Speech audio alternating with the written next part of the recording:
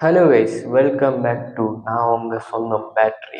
இப்போ நம்ம எதை பற்றி பார்க்க போகிறோன்னா, பார்க்குறது என்ன எங்களை கேளுங்க, ஆரம்பிக்கலாங்களா. நம்ம ஒரு விஷயத்துக்கு வெயிட் பண்ணிட்டு இருக்கோம்பா.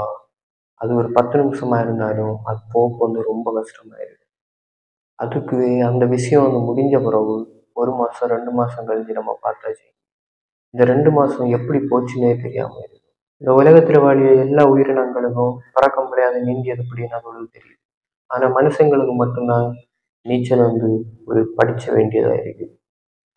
ஏன் இந்த உலகத்தில் எதுக்கெல்லாமோ மாத்திரை கண்டுபிடிச்சு, ஆனால் சாவாம இருக்க ஏன் நம்மளால ஒரு மாத்திரை கண்டுபிடிக்க முடியல? ஒரு கிளாக்கில் டைம் செட் பண்ணணும்னா இன்னொரு கிளாக்கை பார்த்து தான் டைம் செட் பண்ணணும். அப்போ முதலாட்டு யாரு கிளாக்கை பார்த்து டைம் செட் பண்ணிடும்? நம்மள மாதிரி உள்ள ஒரு மனுஷன் தான் bulb, aeroplane, bus, car, lorry அதுக்குன்னு எல்லாமே கண்டுபிடிக்குது. ஏன் நம்மளால ஒரு நெட்டு கூட ஏன் கண்டுபிடிக்கும்? நம்ம ஸ்கூலில் படித்த எல்லாமே இன்னொரு ஆள் எழுதி வச்சது தான். எழுதி வச்சது தான் நம்ம படிச்சுட்டு இருக்கோம். நம்மளாட்டே புதுசாட்டு ஏதாச்சும் எழுதி திருக்குறள் அது மாதிரி எல்லாம் நம்மளாலேயே புதுசாட்டு எழுத முடியாது. ஃபஸ்ட்டாக மனுஷன் இந்த உலகத்தில் பறக்கம்பா எப்படி சாப்பிடிய பொருளை எல்லாம் கண்டுபிடிச்சிருப்பான்.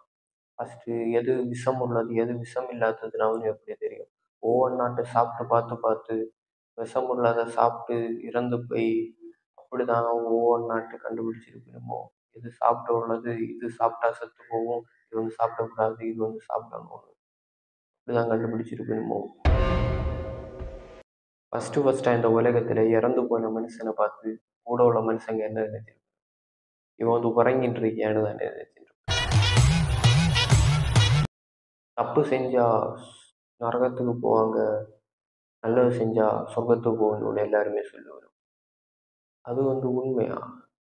இல்லைன்னா தப்பு பண்ணாம இருக்க வேண்டி முன்னோர்கள் செஞ்ச ஒரு கட்டுக்கதையா இது? காற்றை மட்டும் நம்மளால ஏன் பார்க்க முடியல? காற்று உணர மட்டும்தான் முடியுது. காற்று இந்த உலகம் முழுவதும் சுற்றி இருக்கு. நம்ம போற வார பார்க்குற எல்லா இடத்துலையும் காற்று இருக்கு. அப்போ நம்மளால காற்றை பார்க்க முடிஞ்சு வேற எந்த ஒரு பொருளையும் நம்மளால பார்க்க முடியாது.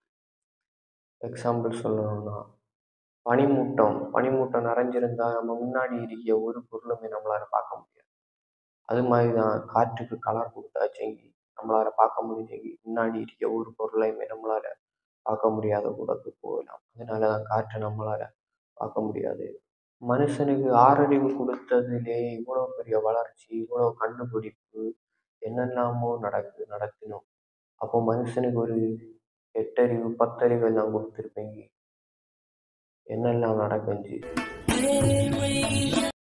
நமக்கு ஒரு கஷ்டம் வந்தால் தான் நம்ம கடவுள்கிட்ட போகிறோம்.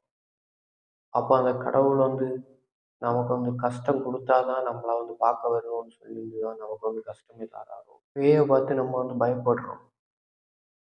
பேயாரு நம்மள மாதிரி இந்த உலகத்துல வாழ்ந்து செத்து போன ஒரு மனுஷனை தான் பேய்னு சொல்லி அவங்கள பார்த்து நம்ம பயப்படுறோம். அப்போ ஒரு நாள் நம்மளை பார்த்தும் இங்க வாழ்ற மனுஷங்க பயப்படுவோமோ? உறக்கத்துல நம்ம டக்குன்னு இறந்து போயாச்சேங்கி நம்ம இறந்து போனவங்க நம்ம கண்டுபிடிக்கவே ரொம்ப கஷ்டமா இருக்குல்ல. உங்களுக்கு இதே மாதிரி எல்லாம் தோணிட்டு இருந்ததுன்னா கமெண்ட் பாக்ஸில் கமெண்ட் பண்ணுங்க. நன்றி, வணக்கம்.